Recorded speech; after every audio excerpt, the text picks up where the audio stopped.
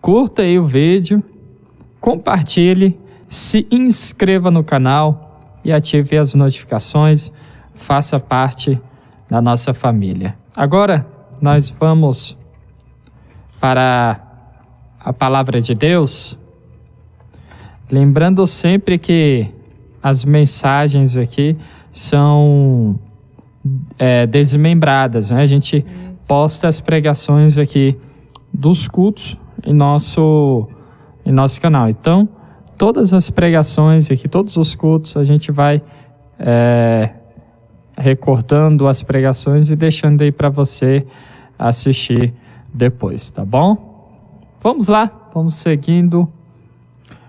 Vamos para a mensagem do Senhor para cada um de nós. Vamos ler aqui 2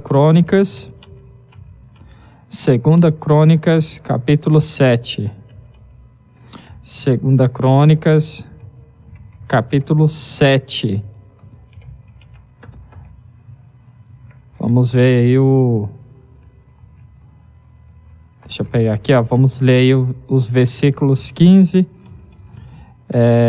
16, os versículos 15 e 16. 2 Crônicas, capítulo 7, versículos 15 e 16. Diz assim: olharei e ouvirei atentamente cada oração feita neste lugar, pois escolhi e consagrei este templo, onde meu nome será honrado para sempre. Olharei continuamente para ele com todo o meu coração. Isso Deus falando.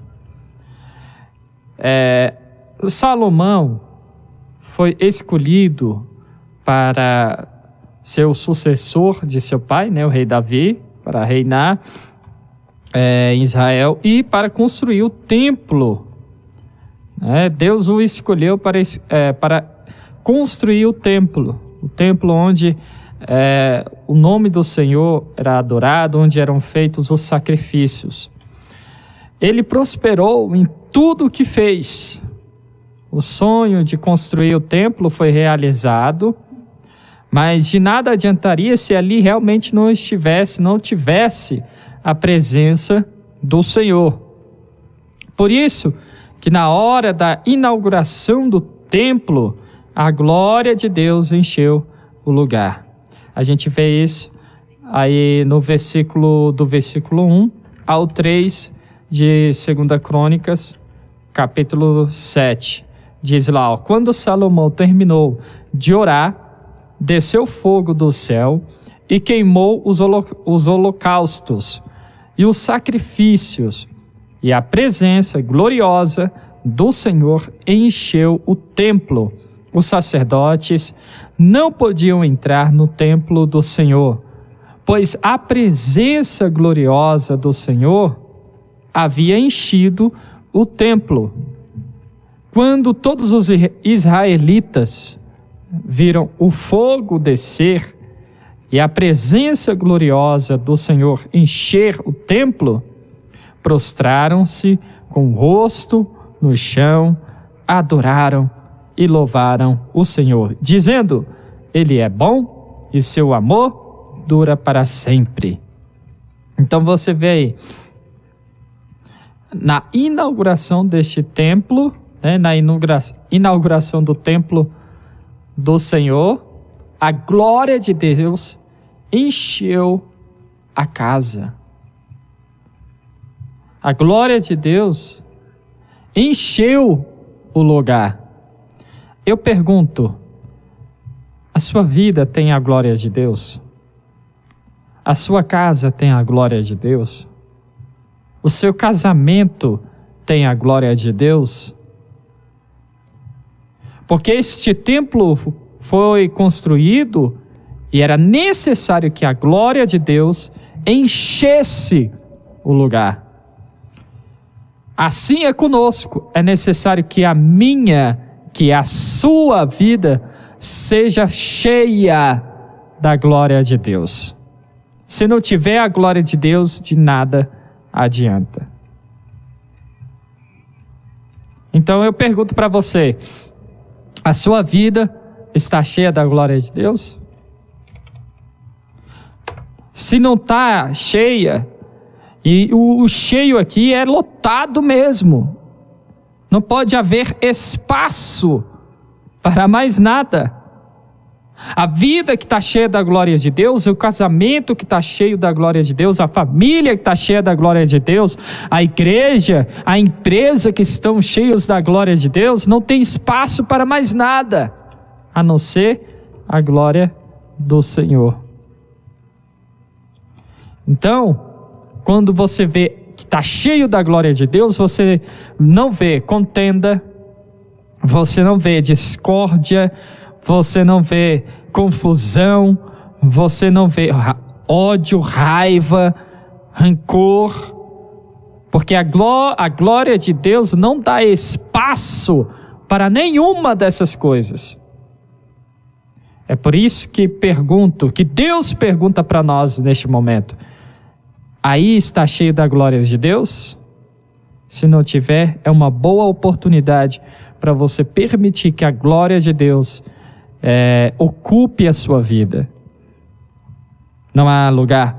Quando a vida está cheia da glória de Deus, não há lugar para tristeza, né? Para desânimo. Glória a Deus. Não há lugar para depressão, porque a glória de Deus não dá espaço para estas coisas. E o Senhor vai nos encher hoje. Glória a Deus. Está nos enchendo hoje. Aleluia.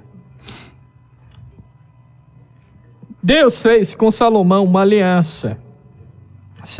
A gente vai ver aí nos versículos 17 e 18. Deus fazendo com Salomão uma aliança. Quanto a você, se me seguir fielmente, como fez seu pai, Davi, obedecendo a todos os meus mandamentos, decretos e estatutos, estabelecerei o trono de sua dinastia, pois fiz esta aliança com seu pai Davi. Um de seus descendentes sempre governará Israel. Essa aliança, você pode observar aí, no versículo 17, Deus falando: se você me seguir fielmente, como fez seu pai Davi, obedecendo a todos os meus mandamentos, decretos e estatutos. Você vê aí que esta aliança consistia em obediência a Deus. Caso fossem obedientes, receberiam bênçãos da parte do Senhor. E o interessante é que eu acho interessante aqui, né? E Deus nos orienta a fazermos, né, essa observação, que Deus fala com Salomão citando o pai dele, Davi, dizendo: olha, se você for fiel a mim como foi o seu pai Davi. E a gente lembra que Davi pecou, né? Davi pecou.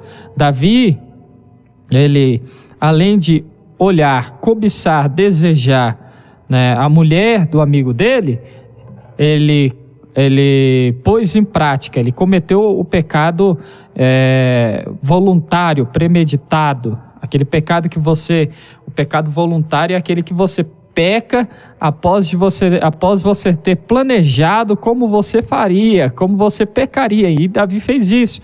Ele olhou, desejou, planejou tudo no coração, pôs em prática, né? Ficou ali com a mulher do amigo dele, depois ainda planejou e pôs em prática o assassinato, né, do marido dela, do amigo dele. Então ele pecou voluntariamente, cometeu ali, ele traiu, né, a Deus, cometendo pecado, traiu o amigo, ficando com a esposa do amigo, né, e ainda foi lá, assassinou o amigo. E aí Deus ainda fala que Davi foi fiel. Olha aí que interessante. Olha só que interessante. Deus fala com Salomão, dando como exemplo Davi. Deus usa Davi como exemplo de fidelidade, como exemplo de obediência. Lembrando desses pecados de Davi, você conseguiria, né, se fosse você, pegando alguém como exemplo, você usaria alguém como exemplo, alguém que traiu, que tomou a esposa do amigo e que ainda matou o amigo? Você usaria essa pessoa como exemplo de fidelidade? Deus usou. Por quê?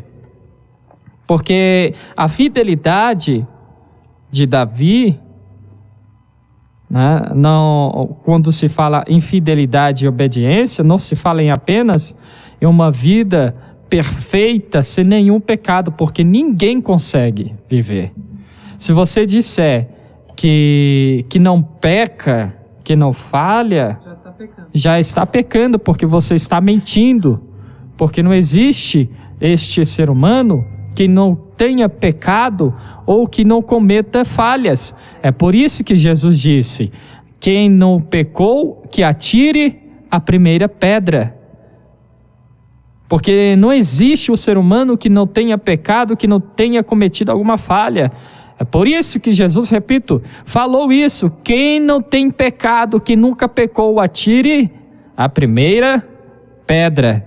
Então a fidelidade, ela vai bem além de você apenas dizer uma vida sem pecado, uma vida santa. A santidade é você a cada dia buscar estar longe do pecado, buscar, se esforçar em não pecar e não falhar. E quando falhar, quando pecar, e você for confrontado pela palavra de Deus, quando a palavra de Deus confrontar o seu pecado, você reconhecer que falhou e que precisa da misericórdia e do perdão de Deus. Foi o que Davi fez. Davi pecou, Davi ficou com a esposa do amigo, matou o amigo, e quando ele foi confrontado pela palavra de Deus, quando o profeta foi até ele, levou a palavra, né, expôs a palavra para Davi, e esta palavra confrontou o pecado dele, ele reconheceu que ele estava errado e que ele precisava do perdão de Deus. Então, a diferença está aí. Você peca, nós pecamos, nós falhamos, mas também temos que reconhecer o nosso pecado quando formos confrontados pela palavra do Senhor.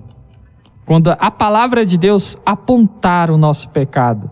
Porque a palavra de Deus aponta o nosso pecado não com ar de acusação, mas a fim de nos fazer reconhecer que estamos errados e que somos necessitados da misericórdia e do perdão de Deus.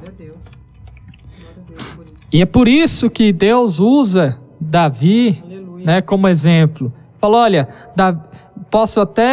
podemos até acrescentar aqui, né, fazer uma conjecturar.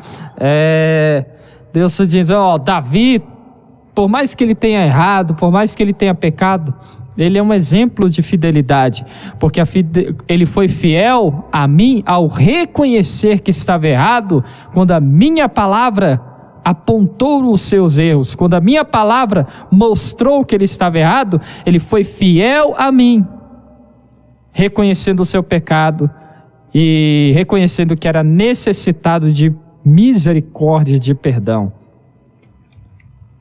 Então, o crente fiel, o verdadeiro fiel a Deus, é este que, quando é confrontado pela palavra do Senhor, não transfere a sua responsabilidade para outro. Como a gente sempre vê, se fulano estivesse aqui para ouvir esta palavra, né? Se fulano ouvisse essa palavra, ia falar com ele. Na verdade, a palavra está falando comigo, com você. Está falando com todos nós neste momento. Glória a Deus. Não é? Aleluia. Glória a Deus. Então, eu acho interessante esse ponto e serve para cada um de nós meditarmos a respeito da fidelidade. E antes do tempo da graça no qual nós estamos vivendo, Salomão construiu um templo para Deus, e na graça, hoje, na dispensação da graça, o templo de Deus somos cada um de nós. E este templo é construído espiritualmente. 1 Pedro, capítulo 2, versículo 5, diz o seguinte: vocês também, como pedras vivas, vão sendo edificados como casa espiritual para serem sacerdócio santo, oferecendo sacrifícios espirituais aceitáveis a Deus por meio de Jesus Cristo. E esses sacrifícios, eles não são mais feitos no templo como era feito antes, para a remissão dos pecados, existia o sacrifício, né? Para perdão dos pecados, existia o sacrifício de oferta. Hoje não, os sacrifícios são feitos de forma espiritual, quando nós renunciamos à nossa carne, quando nós renunciamos à nossa vontade, para então praticarmos a vontade do Senhor, praticarmos aquilo que Deus quer que pratiquemos. Quando aceitamos a Cristo como Salvador, renunciamos à antiga vida como um sacrifício espiritual e passamos a ser novas criaturas. Este é o grande sacrifício que nós devemos fazer de forma espiritual, abrindo mão da antiga vida. Abrindo mão da antiga vida. Romanos 12:1 diz o seguinte: portanto, irmãos, rogo-lhes pelas misericórdias de Deus que se ofereçam como sacrifício vivo, santo e agradável a Deus. Este é o culto racional de vocês. Segundo aos Coríntios, capítulo 5, versículo 17 diz: portanto, se alguém está em Cristo, é nova criação. As coisas antigas já passaram, eis que coisas novas surgirão. Então acabou este negócio de você cultivar em seu coração a raiva, o ódio, de você cultivar em seu coração o desejo pelo pecado, de você cultivar em seu coração, não é? Aquilo que é ruim, aquilo que nos leva para longe de Deus. Acabou, não é mais tempo de você cultivar a raiva, a destruição em seu coração, em sua família, em seu casamento.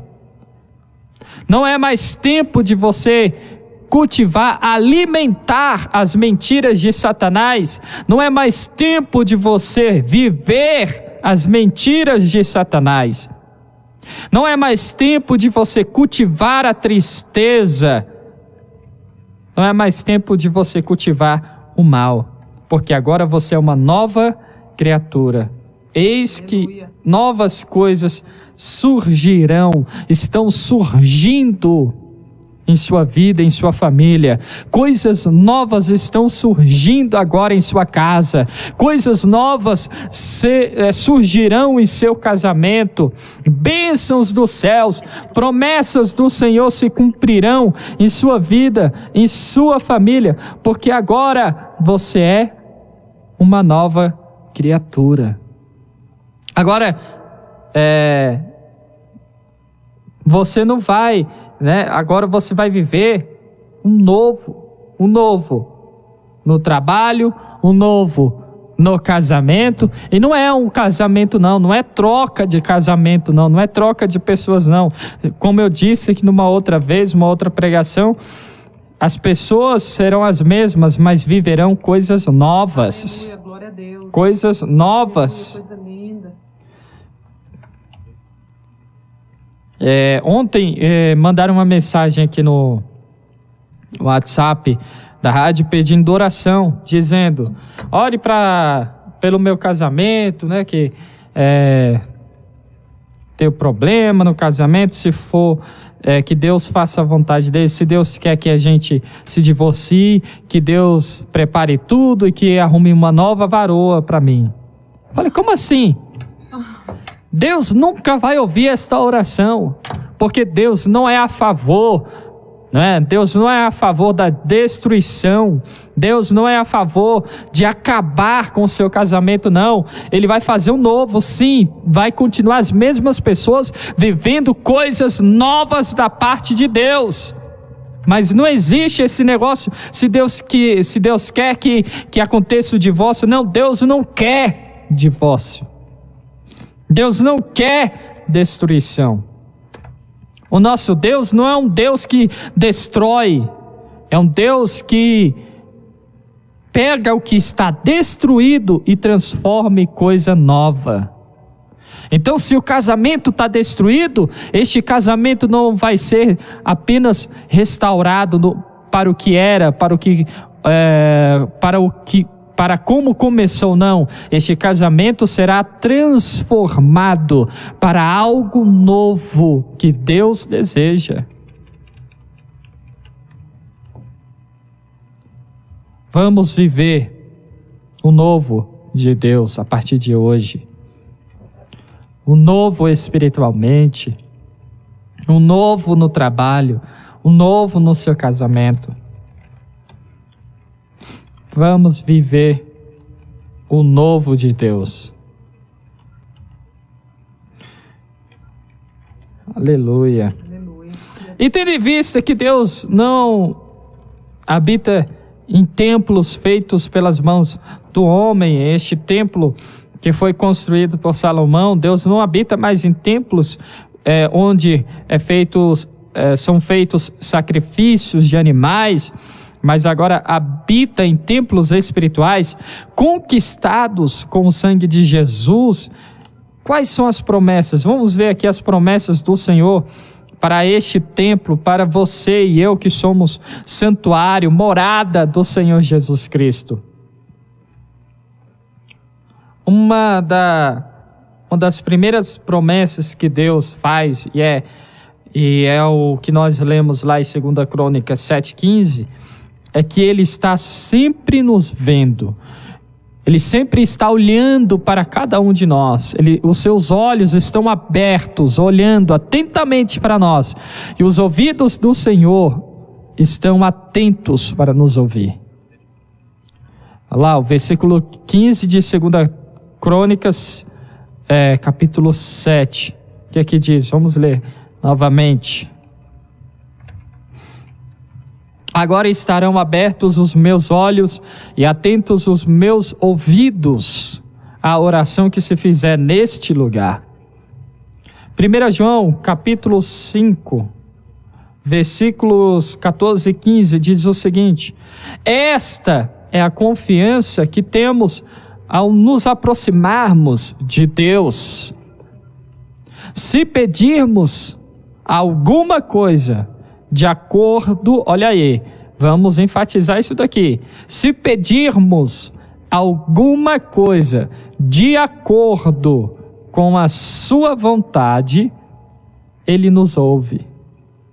E se sabemos que Ele nos ouve em tudo o que pedimos, sabemos que temos o que dele pedimos. Sabe o que isso significa? A sua vida destruída, se você pedir para Deus transformá-la, Ele vai transformar. O seu casamento acabado, se você pedir para Deus transformar, Ele vai transformar. Os seus filhos perdidos nas drogas, no mundo do crime, da prostituição. Se você pedir para Deus transformar, Ele vai transformar, porque Ele nos atende em tudo que pedimos de acordo com a palavra dele, de acordo com o que Ele prometeu através de sua palavra a cada um de nós. Então, se você ora pedindo aquilo que a palavra do Senhor já nos disse que é certo, que é correto, pode ter certeza que Ele vai te atender. Se o que você pede não fere os princípios de Deus, os conceitos de Deus, pode ter certeza que Ele vai te atender. Ele vai te atender. Provérbios 15:8 diz o seguinte: o Senhor detesta o sacrifício dos ímpios, mas a oração do justo o agrada. Quando você ajoelha, começa a orar, se derramando na presença de Deus, começa a chorar diante do Senhor, pode ter certeza que a sua oração não é lançada ao vento. Ele está ouvindo, Ele também colhe cada lágrima. A sua lágrima não é derramada diante de alguém que não se importa com você, não. Deus está ouvindo você e com certeza fará o impossível acontecer. Porque o ímpio, ele não atende. Quem é o ímpio? O pecador que não se importa com a palavra de Deus, que não reconheceu a Cristo como Salvador. Então não adianta você achar que está no pecado, você achar, né, que Deus está te ouvindo, que Deus está recebendo a sua adoração, você estando no pecado, vivendo no pecado. Porque viver no pecado é diferente daqueles que vivem lutando para não pecar. Por mais que acabem pecando, não é? Por mais que acabem falhando, mas estas pessoas que lutam contra o pecado, quando pecam, quando falham, e a palavra do Senhor mostra a eles que pecaram, que falharam, eles reconhecem que pecaram. É o que nós citamos de Davi. Agora, aquele que vive no pecado, vive e não está nem aí, não é? Então, não adianta achar que Deus está ouvindo você, que você vai ser abençoado. Não. Deus não escuta, não recebe a adoração, não atende a oração daquele que vive no pecado. Mas você, que a cada dia luta contra a sua carne, se dedica ao Senhor dia após dia, pode ter certeza, Deus está te ouvindo e Ele vai te atender. Creia nisso. Deus está te ouvindo e vai te atender. Aleluia. E Deus manda dizer, hoje é dia da sua vitória. Hoje é dia de transformação acontecer. Hoje é dia de transformação acontecer. Aleluia. Aleluia. Mateus 7, do 9 ao 11, diz o seguinte: qual de vocês, se seu filho pedir pão, lhe dará uma pedra? Ou se pedir peixe, lhe dará uma cobra? Se vocês, apesar de serem maus, sabem dar boas coisas aos seus filhos, quanto mais o Pai de vocês, que estás nos céus, dará coisas boas aos que lhes pedirem. Não ache que Deus não está te ouvindo quando você ora e você não recebe o que você pediu. Quando nós oramos e não recebemos, é porque nós pedimos pedra achando que está pedindo pão. É o que eu sempre estou dizendo aqui. Quando a gente ora, você diz, pastor, eu luto contra o pecado todo dia. Estou fiel. Eu entendi o que é fidelidade, que foi explicado a respeito de fidelidade, né? Entendi o exemplo de Davi, e eu estou vivendo uma vida assim, lutando contra o pecado, lutando para não falhar. Quando falho, reconheço que pequei, peço perdão ao Senhor.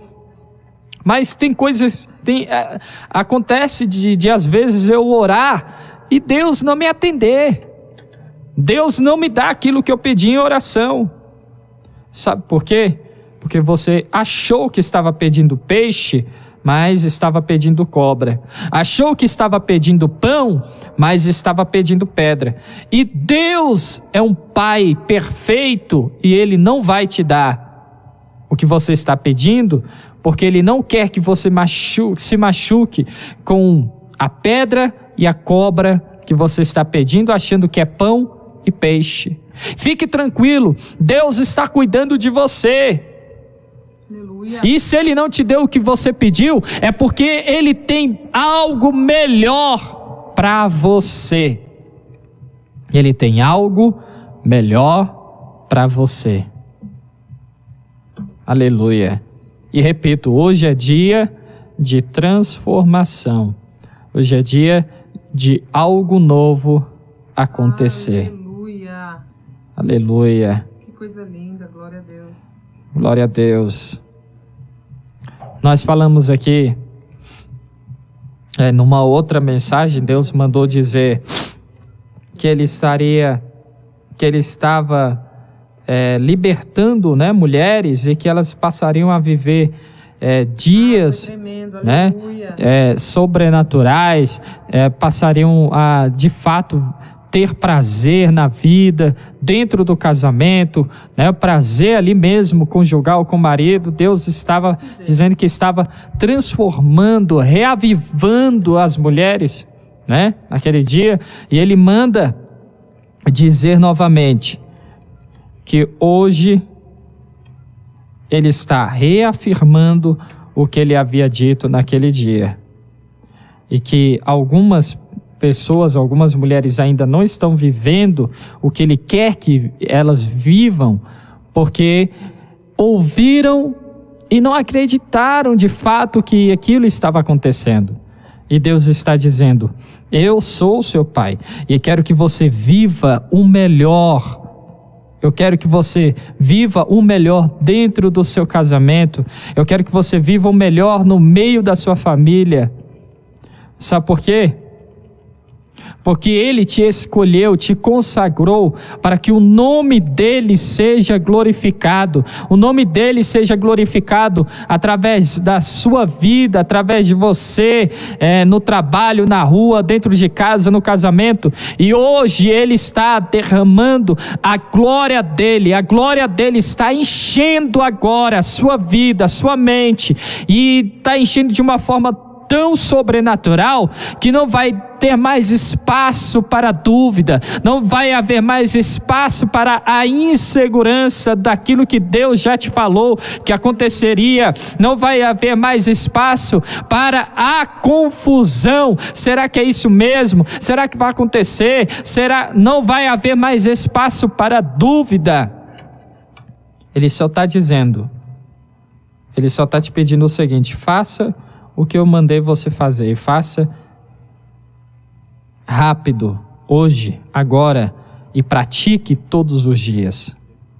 2 Crônicas 7, versículo 16, a parte A diz o seguinte: pois agora escolhi e consagrei esta casa, para que nela esteja o meu nome para sempre. Ele te escolheu, Ele te consagrou para viver o melhor da palavra dEle nesta terra. João 15:16, vocês não me escolheram, mas eu os escolhi para irem e darem fruto que permaneça, a fim que o Pai lhes conceda o que lhe pedirem em meu nome. Será que tristeza, insegurança, desprazer produz algum fruto? Não. Deus te chamou para produzir fruto. E esse fruto não é só o fruto de você ganhar almas. Não, com certeza. É isso também. Mas Deus quer que você ganhe fruto, que você produza frutos, né?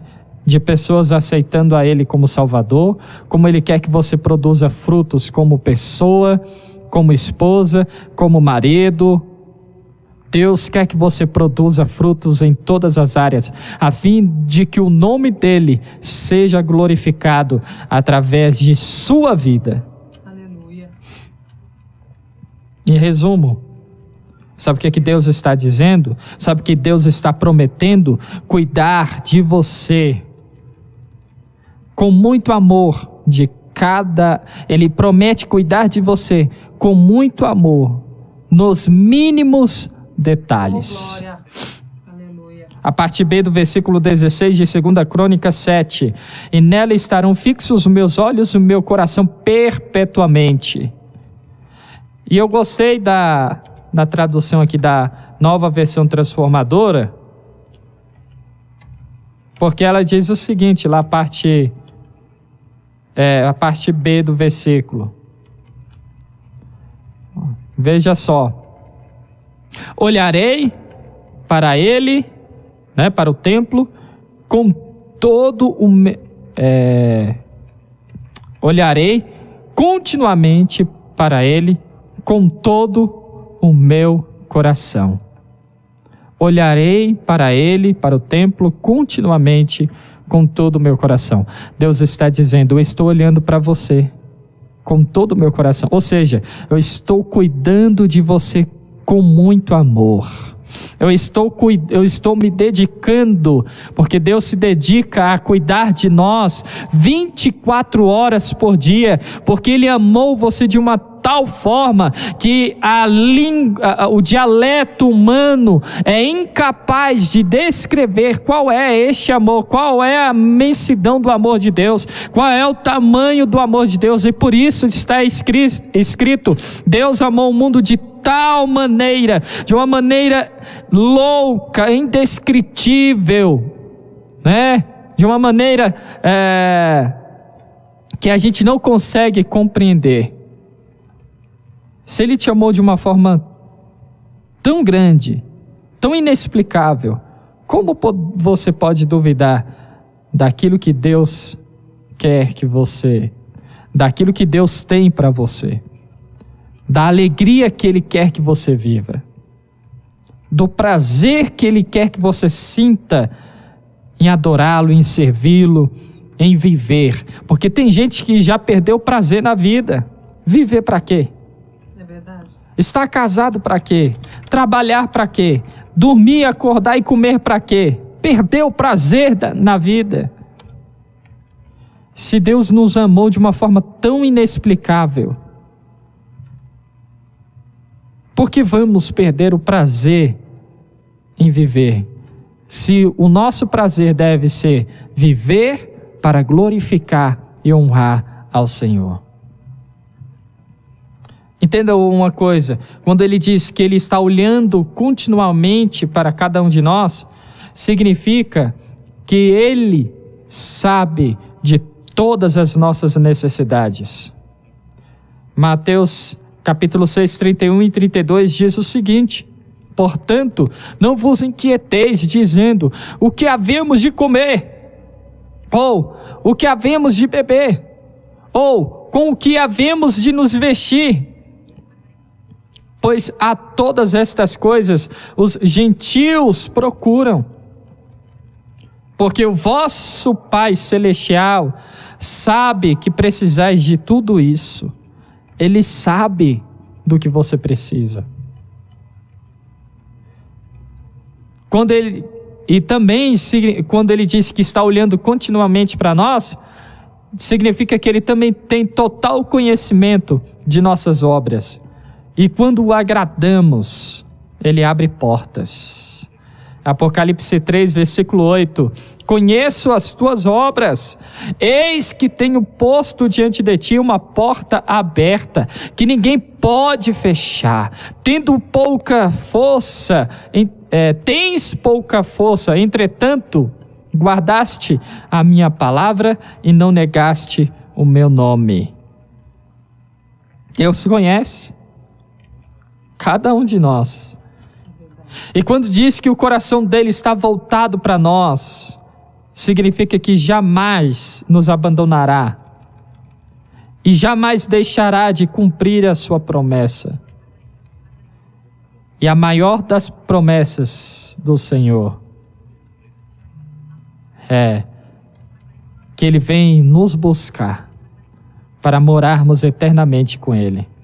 João 14, do versículo 1 ao 3. Não se perturbem o coração de vocês. Creiam em Deus, creiam também em mim. Na casa do meu Pai há muitos aposentos, há muitas moradas. Se não fosse assim, eu lhes teria dito se não fosse desse jeito. Ele está falando: vou preparar-lhes um lugar. E se eu for e lhes preparar um lugar, voltarei e os levarei para mim, para que vocês estejam onde eu estiver. Ele quer que você more com Ele pela eternidade.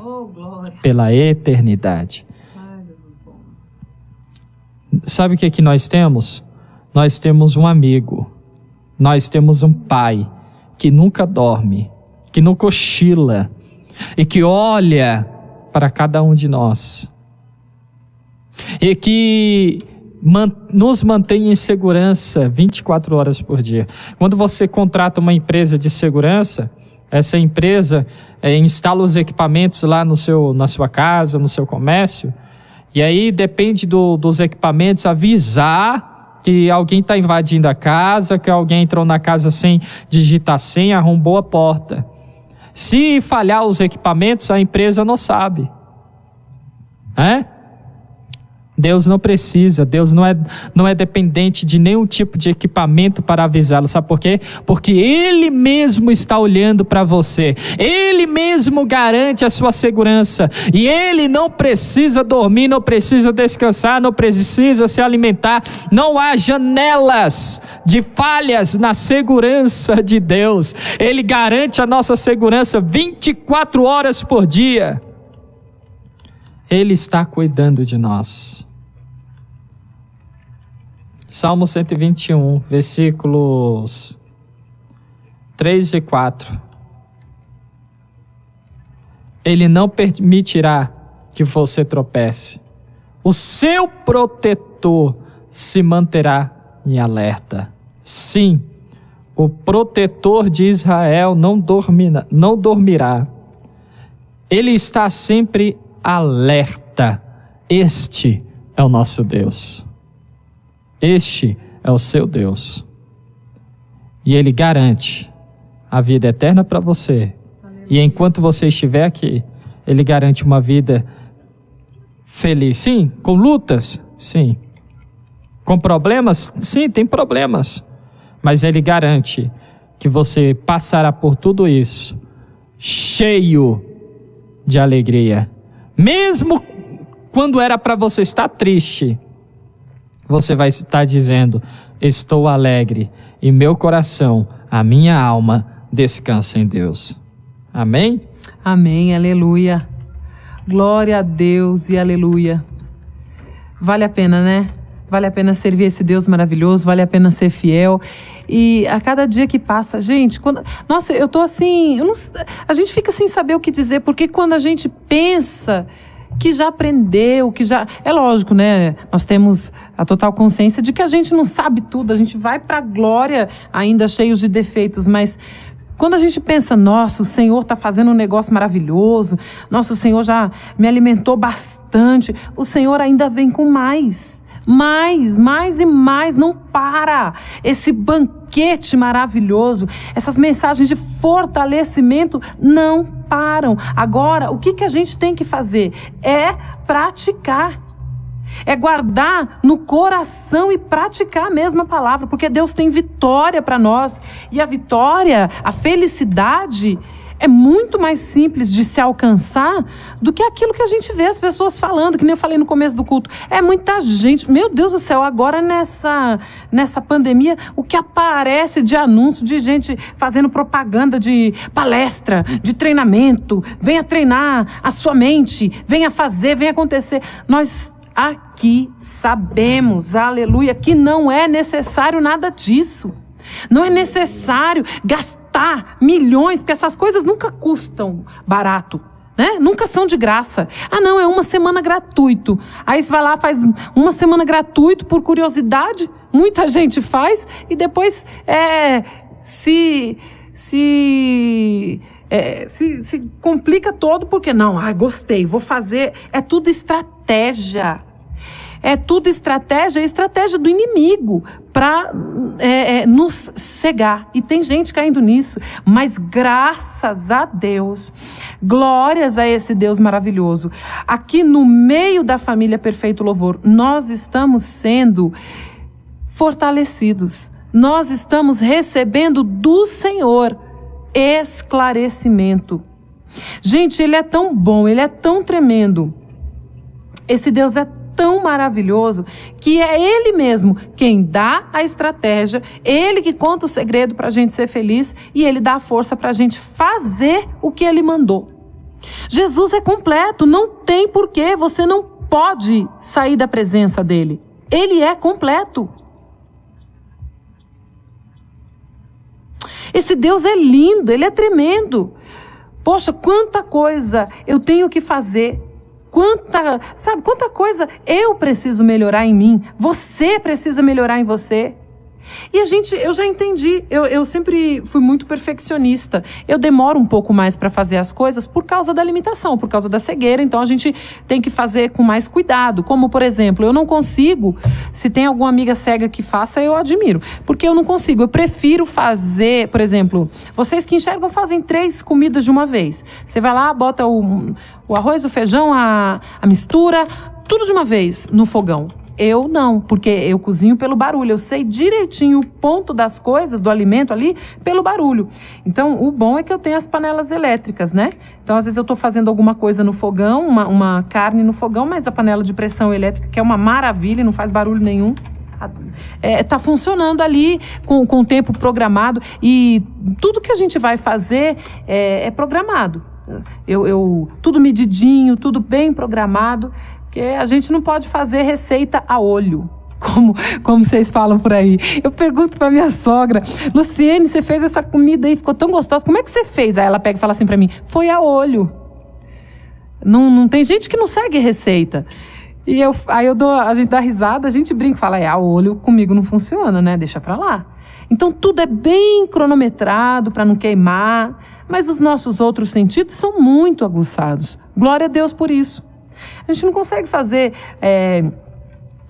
essas coisas ao mesmo tempo. Então, acaba demorando um pouco mais, né? E eu acabo demorando mais ainda porque eu sou perfeccionista. Principalmente nesse negócio de limpar. Eu sou perfeccionista. Meu Deus do céu. A gente vê cada detalhe. Eu sou daquele tipo de pessoa que eu limpo, se eu ver que no cantinho ali não ficou do jeito que eu queria, eu começo tudo de novo. Essa sou eu.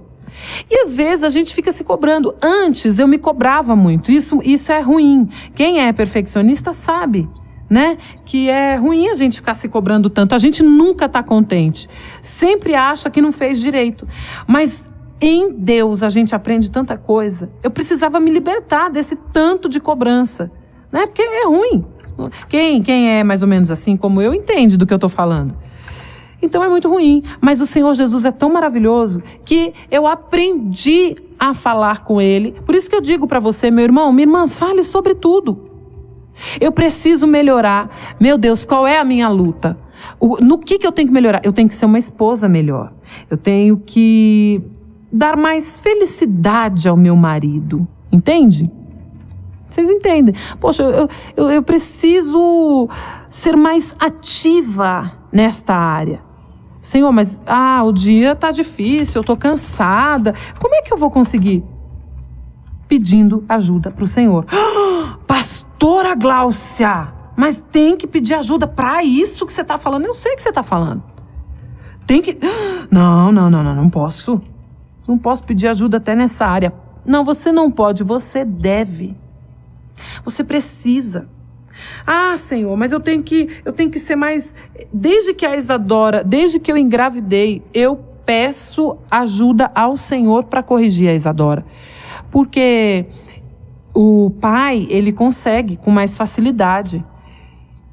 E eu tenho o Nicolas, eu sempre falo para vocês. Tenho o Nicolas, meu sobrinho de 5 anos, que eu amo muito. Me apeguei a ele de uma maneira muito especial.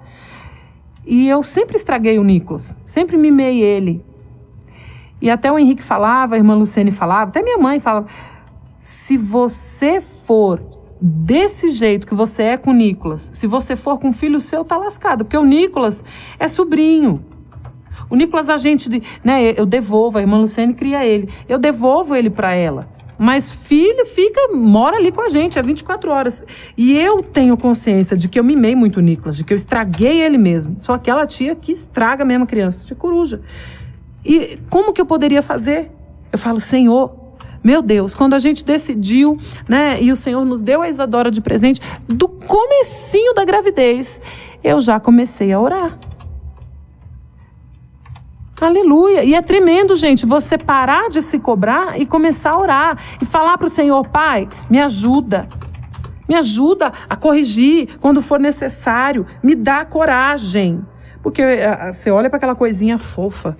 É difícil, gente. Eu acho que a parte mais difícil da maternidade é educar. Você olha para aquela coisinha fofa que saiu de dentro de você e está crescendo. Tá a coisa mais maravilhosa de mamãe. Todo dia ali, aquele corpinho. Você fala, não, eu tenho que dar um tapinha agora.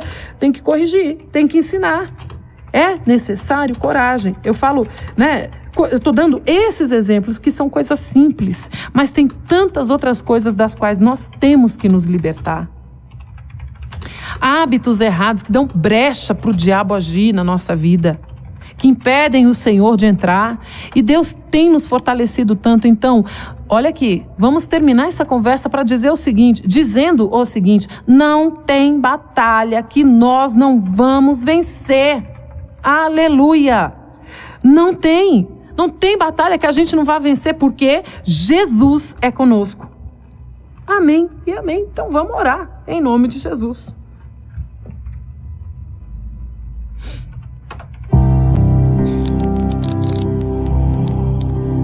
Senhor, Pai, Tu és tão lindo, Tu és tão maravilhoso. Obrigada, meu Deus. Quanta coisa o Senhor tem ensinado para nós nesses tempos, que a gente sempre diz que são tempos mais difíceis. Quando começou, Senhor, toda essa pandemia, eu mesma falava com o pastor Henrique. Nunca pensei que a gente fosse viver para ver tanta coisa estranha acontecendo. Nunca pensei, eu falava, o Henrique falava. E nós estamos aqui, Pai, para a honra e glória do Senhor. Quando a gente pensa que está difícil, quando a gente pensa que não, agora já deu, agora eu cheguei no limite, eu não vou suportar. O Senhor vem e nos toma pela mão. Aleluia. Então, Senhor, nós te agradecemos. Meu Deus, eu quero te agradecer por esses momentos gloriosos. Senhor, se um culto, cada um na sua casa, gente no exterior nos ouvindo, e nós aqui, nesse estúdio, se dessa forma já é tão maravilhoso, a gente já sente de forma tão gloriosa a Tua presença, imagina, Paizinho, o que vai ser lá na glória. Imagina, meu Deus, viver na eternidade te louvando, te adorando, aleluia. Meu Deus, é maravilhoso. É uma coisa tão deliciosa que a gente está terminando um culto já pensando no outro, aleluia. Glórias a Ti, Pai.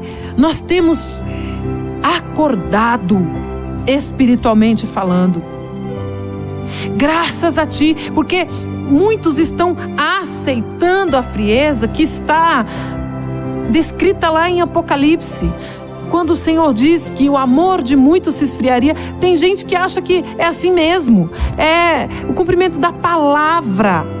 Mas o Senhor nos advertiu. O Senhor nos avisou. E nos mostra nessa palavra que nós temos uma escolha de não aceitar essa frieza. Se por algum momento nós estivemos assim, o Senhor tem nos dado chance de pedirmos perdão, de melhorarmos a cada minuto. E o que, Senhor, que nós temos que fazer? Somente agradecer. Nós temos que agradecer porque além do Senhor nos livrar do mal, curar enfermidades, abrir portas na vida financeira, tudo isso o Senhor faz. O Senhor ainda, Pai querido, nos fortalece, nos desperta e traz de volta para nós o primeiro amor. E traz de volta para nós o desejo de lutar, o desejo de sonhar, realizar sonhos, sermos verdadeiramente felizes. Aleluia! O Senhor tem mudado o nosso conceito de felicidade, de riqueza. Aleluia! Louvado e engrandecido seja o teu nome. Obrigada, Senhor. Obrigada por tudo que o Senhor é, por tudo que o Senhor tem feito nas nossas vidas. E é como a Marcela está pedindo aqui, não me deixe, Espírito Santo. Não nos deixe nem por um minuto. Nós não queremos ficar longe de Ti. É maravilhoso sentir o Senhor, a Tua presença, o Teu perfume. O Senhor é lindo. Oh Deus poderoso, nós Te amamos. Nós vamos terminar esse culto assim, dizendo que nós Te amamos. Nós agradecemos. O Senhor é lindo, o Senhor é poderoso e maravilhoso. Fica conosco, Jesus. Obrigada, obrigada. Oramos em nome de Jesus. Amém.